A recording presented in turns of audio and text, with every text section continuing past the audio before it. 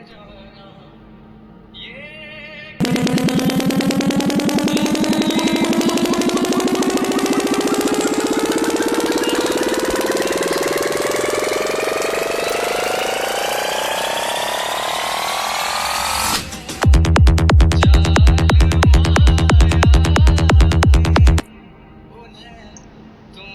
श्री कृष्ण दोस्तों। हमारी पौराणिक मान्यताओं के अनुसार अपने तांडव से सृष्टि का संहार करने वाले शिव शंकर को नटराज कहा जाता है, क्योंकि नृत्य कला के पारंगत देवता है। इसके बावजूद भगवान श्री कृष्ण को भी नटराज कहा जाता है।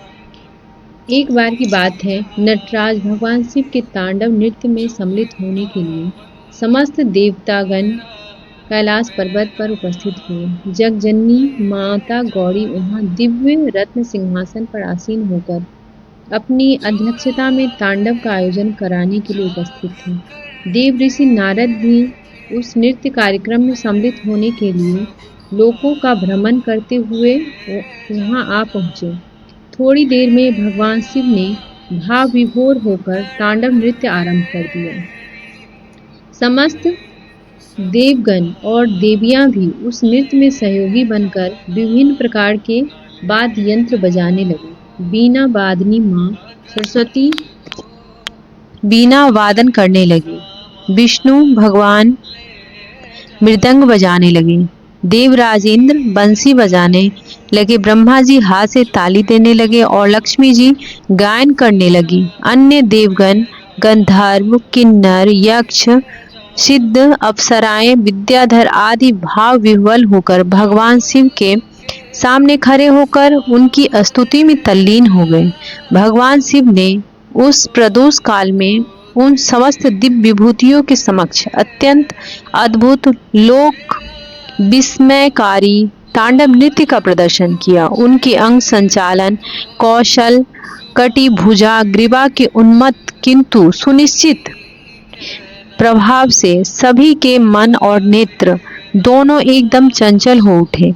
सभी ने नटराज भगवान शंकर जी की उस नृत्य की सराहना की। भगवती काली तो उन पर अत्यंत ही प्रसन्न हो उठी। उन्होंने शिव जी से कहा, भगवान, आज आपके इस नृत्य से मुझे बड़ा आनंद हुआ है। मैं चाहती हूँ कि आप आज मुझसे कोई वर प्राप्त करें।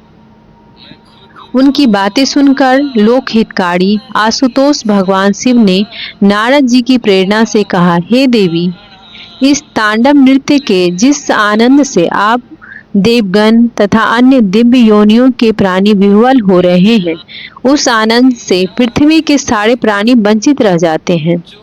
हमारे भक्तों को भी यह सुख प्राप्त नहीं हो पाता। अतः आप ऐसा करिए कि पृथ्वी के प्राणियों को भी इसका दर्शन प्राप्त हो सके। किंतु मैं अब तांडव से विरक्त होकर केवल रास करना चाहता हूँ। भगवान शिव की बात सुनकर तत्क्षण भगवती महाकाली ने समस्त देवताओं को विभिन्न रूपों में पृथ्वी पर अवतार लेने का आदेश दिया। स्वयं वे भगवान श्याम सुंदर श्री कृष्ण का अवतार लेकर वृंदावन धाम में पधारी। भगवान श्री शिवजी ने ब्रज में श्री राधा के रूप में अवतार ग्रहण किया। यहाँ इन दोनों ने मिलकर देव दुर्लभ अलौकिक रास नृत्य का आयोजन किया। भगवान शिव की नटराज उपाधि यहाँ भगवान श्री कृष्ण को भी प्राप्त हुई। शिव पृथ्वी के चराचर प्राणी इस रास के अवलोकन से आनंद विभोर हो उठे और भगवान शिव की इच्छा पूरी हुई। बोलो हर हर महादेव की जय। बोलो जय श्री कृष्ण। हर हर महादेव। जब भगवान शिव को विवाह करना पड़ा, जानिए क्या थी वजह। एक असुर था तारकासुर। उसने कठोर तप किया, अन्न जल त्याग दिया। उसकी इच्छा थी कि वह तीनों लोक में अजय हो जाए, अजर अमर हो जाए। इसी उद्देश्य से उसने कठोर तप किया। ब्रह्मा जी ने साक्षात दर्शन दिए। पूछा, बताओ तुम्हारी क्या इच्छा है। तारकासुर बोला, मुझे आप वरदान ही देना चाहते हैं तो यह दीजिए कि मेरी मृत्यु न हो, मैं अमर हो जाऊं। ब्रह्मा जी बोले, यह संभव नहीं। जो आया है उसका अंत अवश्य है। तारकासुर ने कहा कि मुझे तो यही वरदान चाहिए। ब्रह्मा जी बिना वरदान के लौट गए। तारकासुर ने अपना तप जारी रखा। कुछ दिन बाद फिर ब्रह्मा जी आए। तारकासुर ने अपनी यही इच्छा दोहराई। इस बार 3 बार यही हुआ। तारकासुर ने कुटिलता से विचार किया कि यह ऐसे वरदान मांगे जिससे काम भी हो जाए और उस पे आँच भी न आए। ब्रह्मा जी ने उससे कहा, यदि उसकी मृत्यु हो तो शंकर जी के पुत्र के माध्यम से ही हो, अन्यथा नहीं। उसने सोचा कि शंकर जी न विवाह करेंगे और न ही उनके पुत्र होंगे, तो वह अमर हो जाएगा। ब्रह्मा जी तथास्तु कहकर चले गए। वरदान मिलने के बाद तारकासुर ने तीनों लोकों में आतंक मचा दिया। देवता परेशान, इंद्र परेशान, सभी देवता भगवान शंकर के पास पहुँचे। उधर माता पार्वती भगवान शिव को पति रूप में प्राप्त करने के लिए तप कर रही थी। अतः भगवान शंकर ने लोकहित में पार्वती से विवाह किया। उनके पुत्र हुए कार्तिकेय। कार्तिकेय ने तारकासुर का वध किया। तारक कहते हैं नेत्रों को, असुर यानी बुरी वृत्ति।